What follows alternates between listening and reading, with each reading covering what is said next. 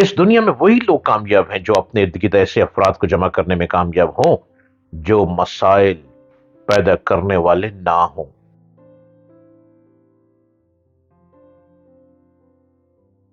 Edison برگ کا ایک قول ہے کہ جو شخص ہم سے لڑتا ہے وہ ہمارے اعصاب کو مضبوط کرتا ہے اور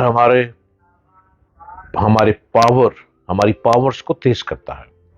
ہمارا مخالف ہمارا مددگار ہے۔ یہ عین وہی بات ہے جو شیخ سعدی نے کہی کہ کیا تم دیکھتے نہیں کہ بلی جب عاجز آ جاتی ہے تو اپنے چنگل سے شیر کی آنکھ نکال لیتی ہے۔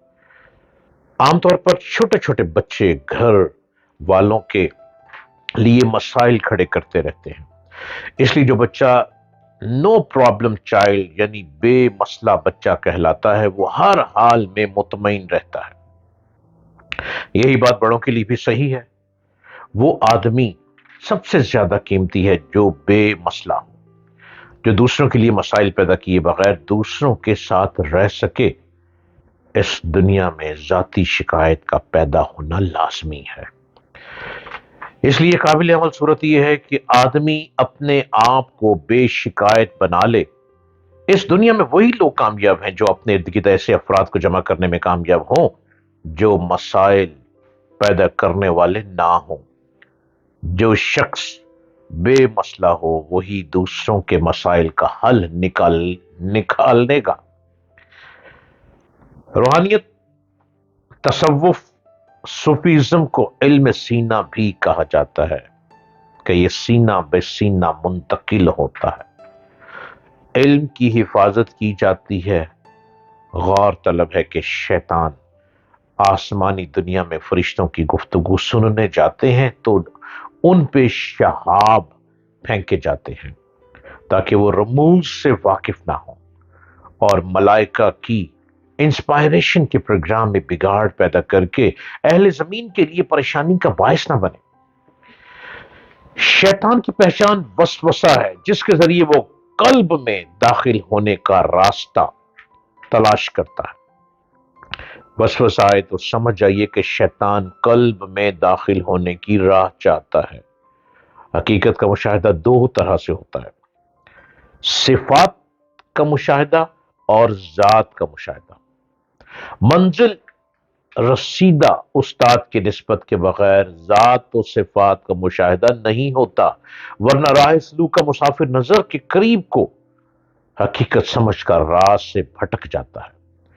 مرشد کی رہنما کی ہر بات میں پیغمبران کرام علیہم السلام، خاتم النبیین حضرت محمد صلی اللہ علیہ وآلہ وسلم کی تعلیمات کا حوالہ اور تشریح ہوتی ہے۔ مرشد فرماتے ہیں کہ دنیا میں رائج تمام ظاہری و باطنی علوم کا ماخوذ الہامی علوم ہے، اور یہ کہ قرآن کریم کو سمجھے بغیر آدمی کائنات سے واقف نہیں ہو سکتا۔ ہم نے قرآن کو سمجھنا آسان کر دیا ہے۔ الکرم 17۔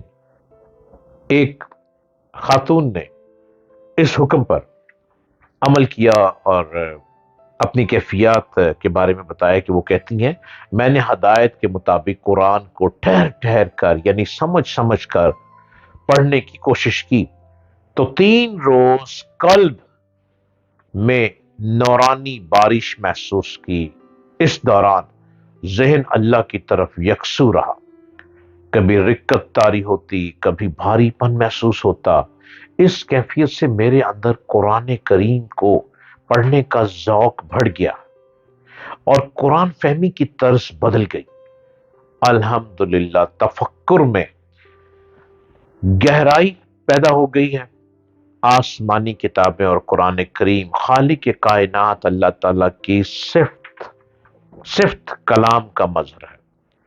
بزرگان دین فرماتے ہیں، قرآن کریم ایسے پڑھو کہ اللہ تم سے ہم کلام ہے، یکسو ہو کر سمجھنے کی کوشش کرو، ذہنی اور قلبی رابطہ قائم ہو جائے گا۔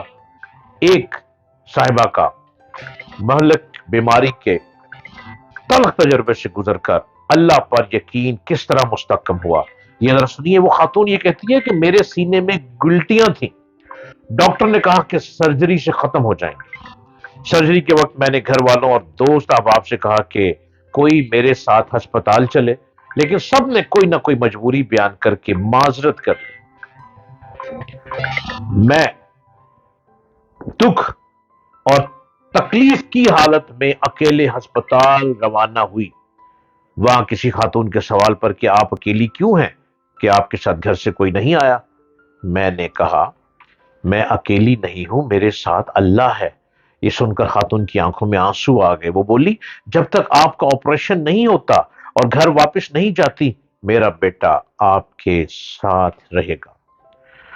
آپریشن تھیٹر میں مجھ پر بے چینی طاری ہو گئی۔ میں نے آنکھیں بند کر لیں۔ دل سے آواز آئی، اللہ نور السماوات والارض، اللہ والارض، اللہ کے ساتھ ہی نگاہ کے سامنے خانہ کعبہ کا منظر روشن ہوا۔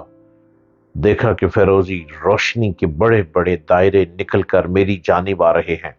اس دوران ڈاکٹر نے میرے بارے میں کسی سے کہا کہ اس مریضہ کے تاثرات عام مریضوں سے مختلف ہیں۔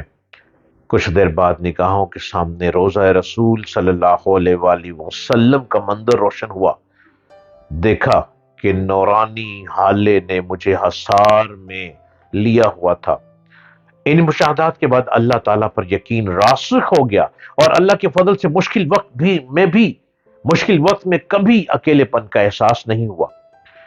خاتون کی کیفیت سن کر میرے دل میں گداس پیدا ہوا اور اپنے محسن کی بات یاد آئی، جب بندہ اللہ کی راہ پر چلتا ہے تو دنیا سے توقعات اٹھ جاتی ہیں اور اللہ پر یقین مستحکم ہو جاتا ہے۔